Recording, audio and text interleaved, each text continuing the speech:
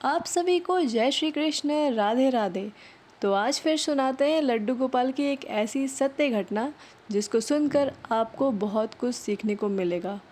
तो अगर ये वीडियो अच्छा लगे तो प्लीज़ लाइक कर दीजिएगा, चैनल में न्यू है तो प्लीज़ सब्सक्राइब कर लीजिएगा, जिससे लड्डू गोपाल से संबंधित आपको जानकारियाँ मिलती रहेंगी आगे भी। तो यह जो सत्य घटना है यह नागपुर से रीना जी ने शेयर की है। रीना जी के साथ यह घटना घटी और उन्होंने यह त्रुटि की कि यह सब चीज़ न जाने अनजाने में होती है। कोई जो भी लड्डू गोपाल का भक्त है वह कभी न कभी चाहेंगे कि हमारे लड्डू गोपाल हमसे रुष्ट या हमसे गुस्सा ना हो, ऐसा अपराध कभी ना हो।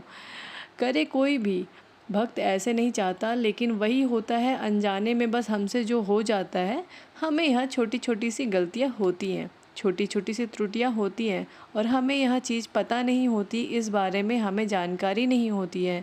तो लड्डू गोपाल की अगर आप सेवा कर रहे हैं तो आप पूरी कोशिश करिए कि आपकी सारी जानकारी पता हो, कोई अनजाने जाने अनजाने आपसे कोई त्रुटि ना हो।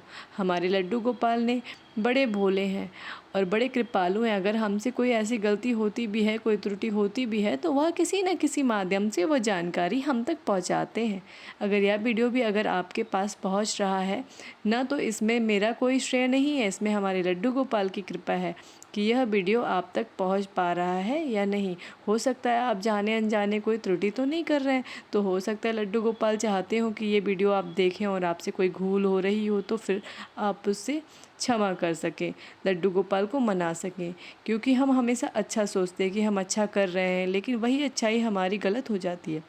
हमारे जो लड्डू गोपाल हैं वह रुष्ट होने लगते हैं और रूठते हैं, ऐसे नहीं को उनको मनाना भी हम भक्तों को आता है। तो सुनिए, यह रीना जी के माध्यम से हम कुछ त्रुटि जो हुई है वह सीखने की और सुधार करने की कोशिश करेंगे। तो रीना जी बताती हैं, उनको ना लड्डू गोपाल रखने का बचपन से ही शौक़ था, लेकिन वह अब बचपन में उनकी दादी सेवा कर रही थी, वह हमेशा देखती थी अपने घर में दादी को सेवा करते हुए। कहते हैं ना कि बच्चे जो देखते हैं अपने बड़ों से सीखते हैं, तो वह सेवा करती थी तो वह देखती रहती थी। बड़ी हुई, लेकिन उन जो दादी के पास लड्डू गोपाल थे वो छोटे थे। अब वो इस ज़माने की रीना जी थी, तो उनको लगता था कि मेरे पास बड़े लड्डू गोपाल आए। लेकिन जब भी वो लड्डू गोपाल लाने की बात करती थी तो मम्मी लोग कहती थी कि अरे बाद में ले आना, फिर ले आना, अभी लड्डू गोपाल तो हैं ही। ऐसे करते करते रीना जी बड़ी हो गई और रीना जी की शादी हो गई। और रीना जी बा अपने ससुराल गई तो वहाँ पर इनकी सासू माँ भी लड्डू गोपाल की सेवा करती थी। भगवान की कृपा से सब संयोग बहुत अच्छा बनता गया।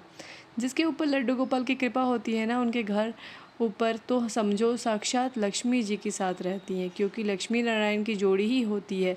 लक्ष्मी की कृपा हमेशा रहती है और भगवान की कृपा से रीना जी भी बहुत अच्छे घर परिवार में आई थी, बहुत संपन्न थी। भगवान की कृपा से उनके जो हस्बैंड थे वो बहुत अच्छे थे, बहुत प्यार करने वाले, हर बात सुनने वाले ऐसे थे।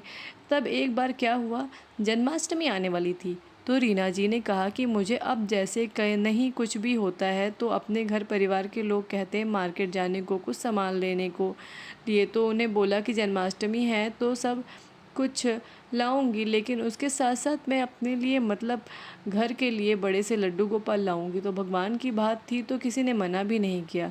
सास ने एक बार भी बोला कि बेटा है तो घर में लड्डू गोपाल, तो बोले कोई नहीं माँ, बड़े से मेरी इच्छा है।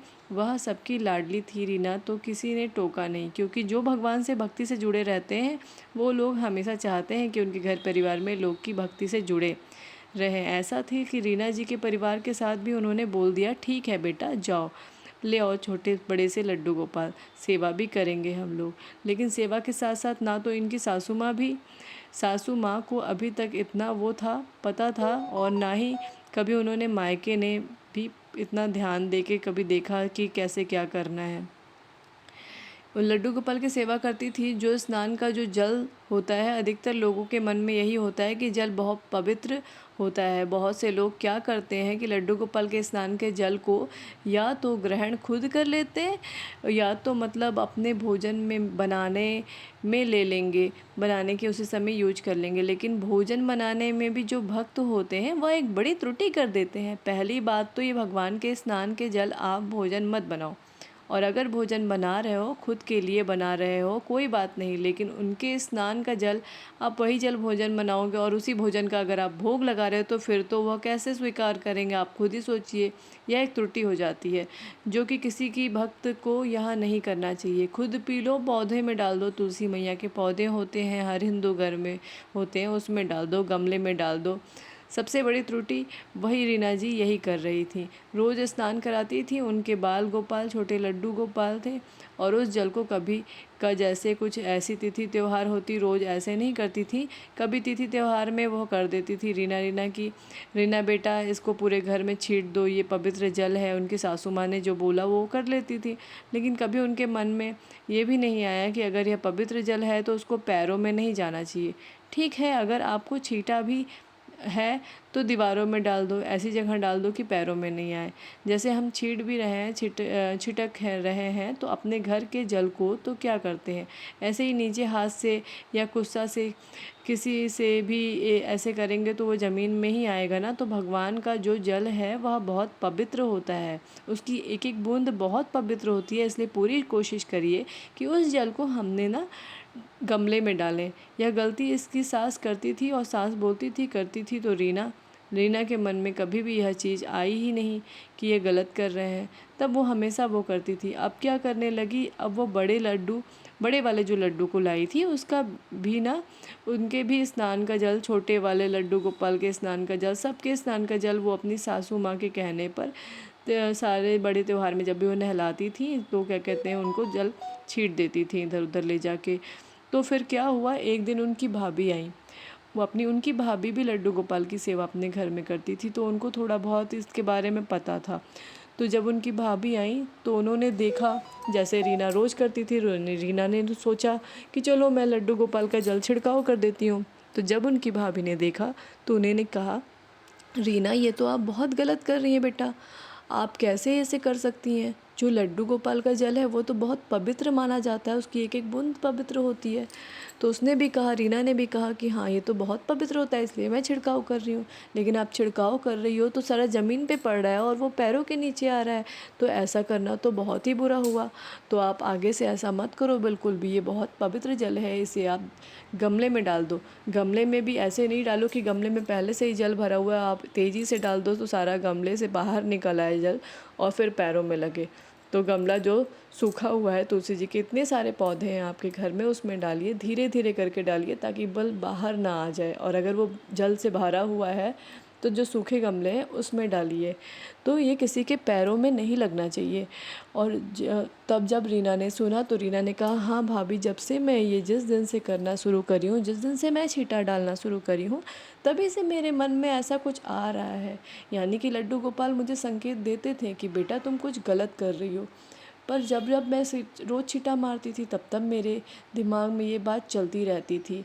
फिर लेकिन मैं कभी सोचती नहीं थी कि मैं क्या करूं, कैसे करूं। तो फिर क्या हुआ ना, भगवान जी ने आज आपको भेज दिया, मेरी भाभी हैं आप तो, और आपने मुझे समझा दिया और आज मेरे समझ में आ गया। तो अब मैं आगे से कभी ऐसे गलती नहीं करूँगी।